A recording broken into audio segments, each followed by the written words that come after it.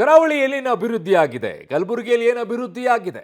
ಪ್ರಿಯಾಂಕ ಖರ್ಗೆ ವಿರುದ್ಧ ಅರಗ ಜ್ಞಾನೇಂದ್ರ ಅವರು ಕೂಡ ಮಾಜಿ ಗೃಹ ಮಂತ್ರಿಗಳು ಕಿಡಿಕಾರಿದ್ದಾರೆ. ಕಲಬುರಗಿಯಲ್ಲಿ ಅತ್ಯಂತ ಹಿಂದುಳಿದ ಜಿಲ್ಲೆ ಆಗಿದೆ, ಇವರ ಜಿಲ್ಲೆಯನ್ನೇ ಇವರು ನೋಡಿಕೊಳ್ಳಲ್ಲ, ಇನ್ಯಾರಿಗೂ ಹೇಳೋಕೆ ಹೊರಟಿದ್ದಾರೆ ಅಂತ ಕಿಡಿಕಾರಿದ್ದಾರೆ ಅರಗ ಜ್ಞಾನೇಂದ್ರ ಅವರು.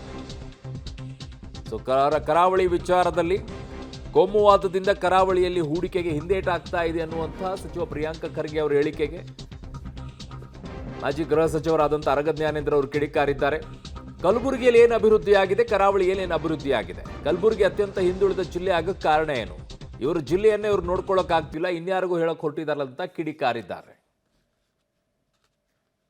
ಪ್ರಿಯಾಂಕರ್ಗೆ ಪ್ರಚಾರಕರಿಗೆ ಸದಾಕಾಲ ಮೀಡಿಯಾದಲ್ಲಿ ಇರಬೇಕು ಅಂತ ಹೇಳಿ ಹಪಾಪಿಸೋರಲ್ಲಿ ನಮ್ಮ ರಾಜ್ಯದಲ್ಲಿ ಅವರು ಕೂಡ ಒಬ್ಬರು. ಹಾಗಾಗಿ ಏನೇನೋ ಉಲ್ಟಾ ಮಾತಾಡ್ತಾ ಇರ್ತಾರೆ ಅವರು. ಹಾಗಾಗಿ ಅವ್ರ ಮಾತಿಗೆ ಎಷ್ಟು ಮಟ್ಟಿಗೆ ಬೆಲೆ ಜನ ಏನು ಕೊಡೋದಿಲ್ಲ. ಅವ್ರ ಖಾತೆ ಗ್ರಾಮೀಣ ಅಭಿವೃದ್ಧಿ, ಕುಡಿಯೋ ನೀರು ಇವುಗಳನ್ನೇ ನಿರ್ವಹಿಸ್ಲಿಕ್ಕೆ ಆಗ್ತಾ ಇಲ್ಲ ಅವರಿಗೆ. ಅದ್ರ ಬಗ್ಗೆ ಕಣ್ಣೆತ್ತಿ ಕೂಡ ನೋಡ್ತಾ ಇಲ್ಲ.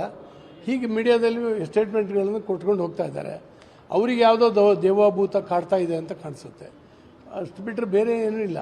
ಈ RSS ಬಗ್ಗೆ 100ನೇ ವರ್ಷ ಹೇಳ್ತಾ ಹೋಗ್ತಾ ಇದ್ದಾರೆ. ಅದರಿಂದ ಏನೂ ಆಗೋದಿಲ್ಲ ಸರ್. ಈಗ ಕರಾವಳಿನಲ್ಲಿ ಏನು ಅಭಿವೃದ್ಧಿ ಆಗಿದೆ, ಗುಲ್ಬರ್ಗಾದಲ್ಲಿ ಏನು ಅಭಿವೃದ್ಧಿ ಆಗಿದೆ ಅಂತ ಹೇಳಿ ನೋಡಿದ್ರೆ ಗೊತ್ತಾಗುತ್ತೆ. ಇವರು ಕುಟುಂಬ ಸ್ವಾತಂತ್ರ್ಯ ಬಂದ ಲಾಗಾಯಿತು ಅಧಿಕಾರದಲ್ಲೇ ಇದ್ದಾರೆ. ಗುಲ್ಬರ್ಗಾ ಮೋಸ್ಟ್ ಬ್ಯಾಕ್ವರ್ಡ್ ಇದರಲ್ಲಿ ರಾಜ್ಯದಲ್ಲಿ ಇದೆ.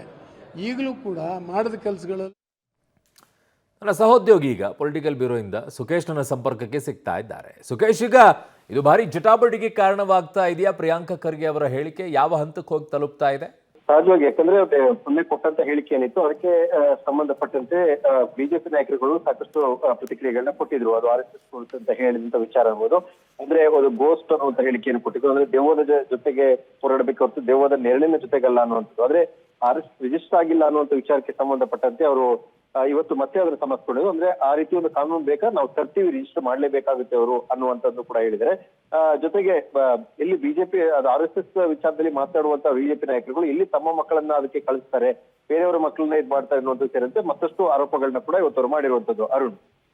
ಓಕೆ ಸುಖೇಶ್, ನಿಮ್ಮೆಲ್ಲ ಮಾಹಿತಿಗೆ ಧನ್ಯವಾದಗಳು. ಸೊ 30,000ಕ್ಕೂ ಹೆಚ್ಚಿನ ವಿದ್ಯಾರ್ಥಿಗಳು ಕರಾವಳಿಯಲ್ಲಿ ಕಲಿತಾ ಇದ್ದಾರೆ. ಎಲ್ಲರೂ ಕೇಳ್ತಾ ಇರೋದೇನೆಂದ್ರೆ ಬಿಜೆಪಿಯವರು, ಈಗ ನೀವು ಕಲಬುರಗಿಯಲ್ಲಿ ಏನು ಮಾಡಿದಿರಾ ಹೇಳ್ರಿ, ಇಷ್ಟು ವರ್ಷ ನಿಮ್ಮ ತಂದೆಯವರಿದ್ರು, ನೀವಿದ್ದೀರಾ, ಏನು ಮಾಡಿದಿರಾ ಕಲಬುರಗಿಗೆ ಅಂತ ಅರಗ ಜ್ಞಾನೇಂದ್ರ ಅವರು ಸೇರಿದಂತೆ ಅನೇಕರು ಈಗ ಪ್ರಶ್ನೆಗಳನ್ನು ಕೇಳ್ತಾ ಇದ್ದಾರೆ. ಅದಕ್ಕೆ ಕಾರಣ ಏನಂದರೆ ಪ್ರಿಯಾಂಕ ಖರ್ಗೆ ಅವರು ಕೇಳಿದ್ದು, ಕರಾವಳಿ ಭಾಗದಲ್ಲಿ ಕೋಮುವಾದದಿಂದಾಗಿ ಹೂಡಿಕೆಗೆ ಹಿಂದೇಟನ್ನು ಹಾಕ್ತಾ ಇದ್ದಾರೆ, ಹಾಗಾಗಿ ಅಲ್ಲಿ ಉದ್ಯೋಗಗಳನ್ನು ಸೃಷ್ಟಿ ಮಾಡೋಕ್ಕಾಗ್ತಾ ಇಲ್ಲ ಅನ್ನುವಂಥದ್ದನ್ನು ಹೇಳಿಕೆಯನ್ನು ಕೊಟ್ಟಿದ್ದಕ್ಕೆ ಎಲ್ಲ ತಿರುಗೇಟನ್ನು ಅನುಭವಿಸಬೇಕಾಗಿದೆ.